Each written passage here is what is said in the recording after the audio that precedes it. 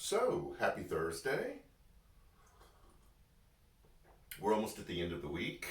A little bit more to go before the weekend. Um, I've kind of been in Corinthians a lot lately, and there was a passage that I was trying to figure out which angle that it was taken. But I want to start with this observation, and I'm sure all of you have had it.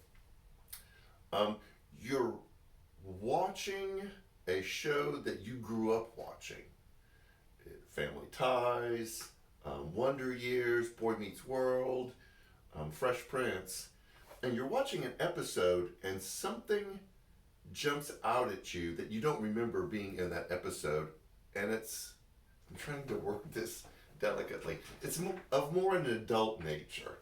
And when you watch the show as a kid, you didn't see that, you didn't miss that. You may have heard your parents snicker, but you didn't see it, and then you watch it as an adult, and you see that scene, and you turn to somebody, or you turn to your parents and go like, "Was that in it when I watched it as a kid?" And they go like, "Yeah." They put those are called Easter eggs. They put those in there because they want to draw a certain age group to the show, but they have to put stuff in there for adults to kind of hold our attention. And it's always kind of funny because it's the same show. It hasn't changed. But because you have a different perspective, you have some years behind you, you watch that episode and you're like, oh, they said those things. And it's always funny and it's always kind of revealing because we realize that as we grow older, our ability to handle certain things changes. In fact, it should change. We should pick up on things and see things as we mature that we missed when we were younger. This especially happens in our Christian walk. And I was in Corinthians, and it's that famous passage in 13. It's the love chapter. Love is patient, love is kind. But after that, Paul says, when I was a child, I thought as a child, but then I put away those childish things. There's a tendency because the church divides people into believers and not believers, and so everything is interpreted through that lens. And I really don't believe that's what Paul was saying when he wrote this. It wasn't like, before I was a believer, I did stupid things, but now that I'm a believer, I don't do these kind of stupid things. Paul was always a believer. He probably was born in the temple and then taken to their version of the nursery. Paul wrote this to believers and said there should be a maturing and deepening and expanding of your faith past what you believed when you were younger. That's the same TV show you saw when you were a kid, but when you saw it from an older perspective, there were things that you didn't see when you were younger that you missed because you didn't have maybe that inquisitive spirit or those experiences. And Paul is saying the same things in 1 Corinthians 13.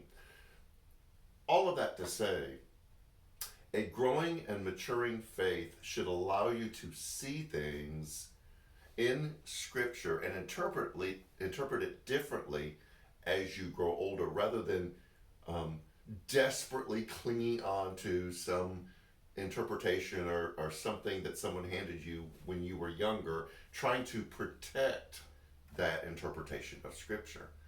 The purpose of Scripture is not for us to protect our interpretation of it. The purpose of Scripture is to speak specifically into our daily life. So it's not about like that, well, I wonder if there was really 3, or do you think that happened in actual that many days? It was, what is that story of that person's encounter with God saying to me where I am in my life right now? Rather than using Scripture as a textbook to prove or disprove things, we use it as a voice into our life. And as we mature, it should say different things. And so I want us to know that it's okay that when you come to a piece of Scripture, it looks different than it did when you were younger. That you say, when I read this passage when I was a kid, or when I had my Sunday school teacher read it to me, or when I heard someone else talk about it, they said this, but it seems to be saying this, or I'm struggling with this part of it. It doesn't seem to fit anymore. That's the way Scripture is supposed to work.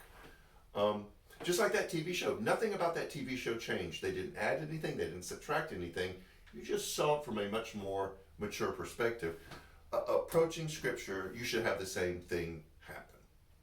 That when you read it at 10, and then at 16, and then at 30, and then at 50, you should go like, oh, I've never seen that in there before.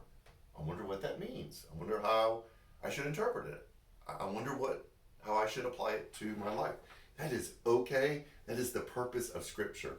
So rather than taking an approach of protecting this, like it always says this and it always means this, that you take a maturing approach as you go to it and go like, okay, speak into my life at this point that I'm at now and reveal things to me about who you are, God, and how I'm to live my life. It makes Scripture much more alive, and it will draw you in. You will want to read it a lot more if you come to it with that angle. So I hope that's helpful. I hope that gives you kind of permission to relax about seeing things that you didn't see before, or wrestling with things that you didn't know what to do with before, because that's the way that it was designed. So Sunday, we're back in person. We hope we see a lot of you the first Sunday after Easter. We're doing all the things we're supposed to be doing: mask, distanced, children's areas open, our student areas open. We're excited about moving back to whatever this new reality is going to be. So that's it. I hope you have a great weekend. Enjoy it, and we'll see you online. Take care.